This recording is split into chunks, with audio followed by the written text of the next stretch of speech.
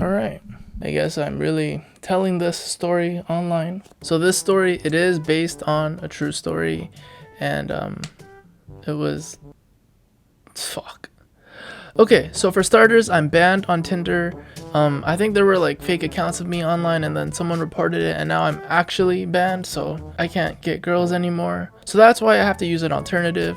And I went on this other app. I think it was called Tantan. It was like a Asian Tinder or whatever. And I matched with this girl. I'm not gonna say her name, but she seemed kind of sweet. She seemed nice, normal, both eyes, a ear, or I mean, two ears, one nose. So she was pretty cool right off the bat. She's like, "Hey, let's drink," and I'm like, "Oh, okay, sure." All right. So we made plans to meet up, and usually Monday, Wednesday, Friday, I'm pretty busy in the evening with either editing, streaming, or some kind of content stuff. And I told her that I was free after around like 9 p.m. But then the liquor store was closed, so I told her I'm gonna go get some first, and then I'll meet up with you later. So I met up with her at a train station near my house, and then when I first saw her, she was very, very tiny. She was like 5'1", super skinny, and so skinny to the point where like her rib cage was like kind of showing, and I could see her rib cage because she had a very like short tank top type of thing, and she was wearing a skirt. And the thing is, like, when really skinny girls wear like normal fitting clothes, it looks almost baggy on them. But she was still very sweet, and she had a very sweet personality. Or I mean, she was very talkative when I first met up with her. So we were talking, I was asking her the basic questions like, "Oh, where are you from? How was your day? Where do you go to school? What do you like to eat?" Kind of just like, casual, beat around the bush type of questions. And after walking around for a bit, because I think we had to get chased because they don't really sell that at liquor stores, so we had to go somewhere else. We went back to my place, and on the elevator up, she was like, just telling me that, "Oh, I was seeing this boy, and then, things didn't work out." And the closer that we got to my apartment, she was telling me that, "Oh, all these boys, they're such assholes. All they do is they fuck me and they leave me." And then she kept on telling me that how guys would always play her, or guys just never stuck around with her. And I was just trying to be polite, so I was like, "Oh no, it's okay. I won't leave you. I won't leave you. Don't worry." And then we get into my apartment. I show her around. I show her the balcony. I show her, "Ooh, this is me." I never really told her I was a content creator or anything. I just told her, "Yeah, I have a job." And that was it. And then we start drinking. And then, I pour her a shot. She pours me a shot, and then I'm pouring the chase. The more that she's drinking, I realize, dang, this girl, she can drink. Like, I know I'm somewhat of an alcoholic, but this girl, she was like an alcohol consumption factory. Like she just kept on inhaling that shit. Like we got soju, so it wasn't that like intense, but still freaking doom doom doom doom. And I'm like, damn, yo, chill, calm down. But she was going off, probably because still thinking about the guys that were leaving her. But anyways, I never asked about that again. Fast forward a little more, we're like getting a little bit closer, we're sitting side by side, and then I'm kind of like, I got a girl with me, okay, shit. And I was like, "Oh, it's okay, things are gonna get better." Rubbing her arm, putting my hand on her leg a little bit. I mean, she seemed to like it, or she didn't mind because, she snuggled in a little closer. And then eventually I put an arm around her. And later we go into my room, put a movie on, and then we're just sitting on my bed. Okay, so now this is where it gets kind of normally with hookups, you usually start with making out. So I was kissing her, and I was grabbing a titty, I was getting a little touchy, and she was holding onto my hair. Fast forward into, undressing. She starts taking off her clothes, and I'm like, dang, this girl's skinny. Don't get me wrong though, like she was a really cute Latina girl, but personally, I prefer girls with a little bit more like just I don't know, just when girls are a little bit more thick, there's just more to grab. So it's just a good time for everyone. Well, for me. Okay, anyways, so now we get into the boom chicka bang bang type of stuff. For me personally, I do it in missionary, like just because that's like a go-to standard default position. With this girl, I'm obviously also wearing a condom because I don't really know her. But in missionary though, I personally like to use my forearms to kind of like push the girl's legs up a little bit, because then that usually is like it just goes deeper. I was trying that, but then for some reason this girl's legs weren't really kind of like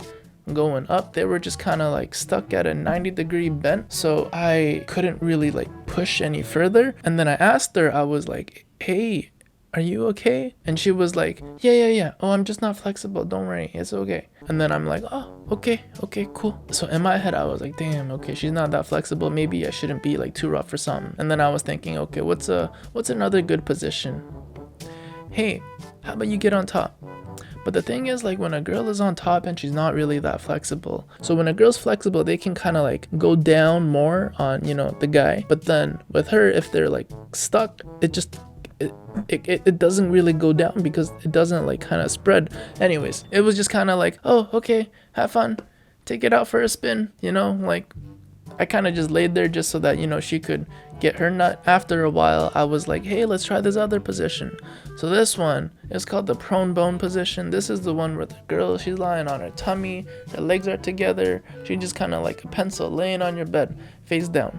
And with this one, personally, I like it because, I don't know, the guy goes in at a peculiar angle and then there's extra butt to like cushion it. So it's just kind of nice. I tried it with her, but for some reason, I was having a hard time finding where her coochie was. Like, normally, I don't really have any difficulty finding a girl's coochie because, I mean, it's just right there. It's just like, hey, it's right there. Where's Waldo? But with this girl, whenever I try to like put it in, it would either slide past up her butthole or slide down between her legs. Like, it just wasn't going in. And I was like, what the fuck, where is it? So I used both my hands, I put it on her butt cheek and I tried to like spread it a little bit, but it wasn't spreading because every time I try to like push it aside, she kept on clenching her butt cheeks together. So I was kind of like, you good? Like, I had to ask her again, are you okay? She was like, yeah, why? And then I was like, you know, I was just kind of like, what the fuck? But I didn't want to be rude or anything, so I was like, shit, okay, all right, let's try this position. You can't go wrong with doggy. And I used both my hands and I grab her hips, I pull them up. But now, okay, so the thing is with doggy, whenever a girl has like a period or whatever, if there's any kind of smell, you can smell it in doggy because like normally in missionary, the coochie is like down there, the guy's face is up here.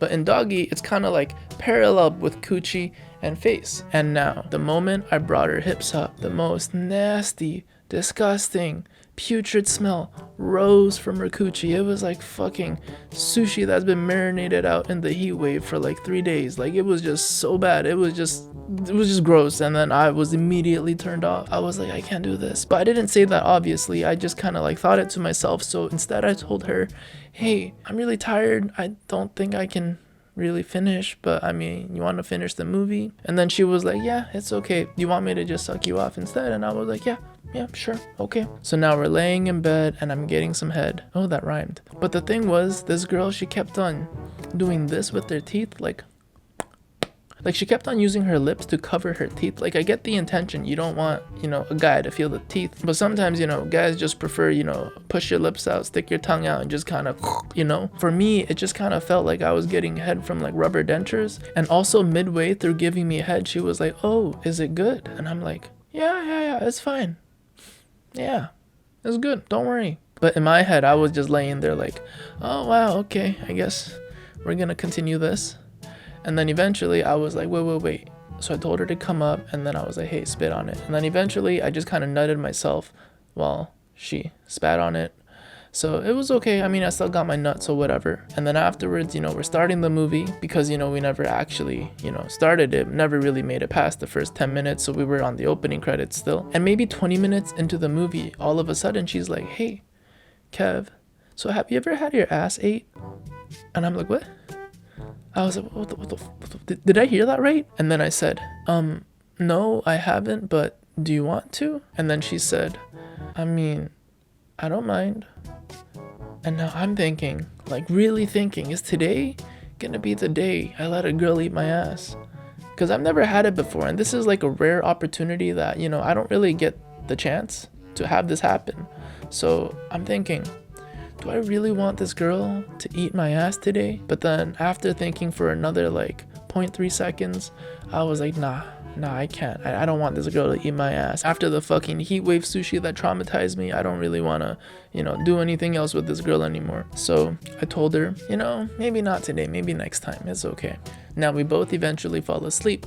But the thing is, this girl, she's 5'1", but she freaking sleeps in the middle of the bed. She could have taken up maybe like 1/3 of it or like the other third, but she had to sleep in the middle. And then I'm just kind of like, you know, what the fuck? So I slept on the side for the entire night. I didn't fall off or anything, but it was just a little uncomfortable. And I know a lot of you guys are probably thinking, okay, Kev, why didn't you just kick her out? But I mean, she bus like an hour to see me, and then if I kicked her out, she would have had an Uber home because transit really wasn't working that late, and then that Uber ride would have been really expensive. So I felt kind of bad. So I was like, yeah, okay, you can stay. And now the next morning she goes to the bathroom, you know, pee or take a shit or whatever, and now I'm like, okay, finally I have some space. So I'm like, you know, rolling around my bed. Oh, it feels so good.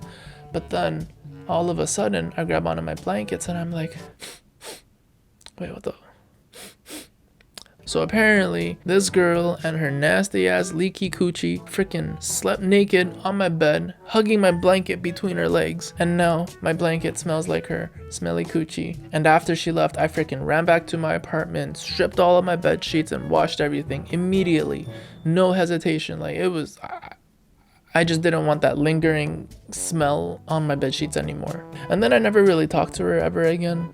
I think she did hit me up like on Snapchat once, was like, hey, but then I don't know, I just didn't really want to hang out with her. Maybe that's probably why guys would just fuck her and leave her, like how she mentioned in the beginning. But I don't know, I didn't really get to know her that well. Overall, she was still a very nice girl, had a very nice, somewhat nice personality. It was just, I really wish she was a lot more hygienic. But it's okay, you know? At least now I learned that sometimes no coochie is better than smelly coochie, because I probably would have preferred just not having sex that night at all. I know a lot of you guys are probably wondering, oh Kev, yo, what if she had like a disease or something? And don't worry, I got checked, I'm clean, so I'm 10 out of 10, no problems. All bueno, Dora the Explorer, vamonos.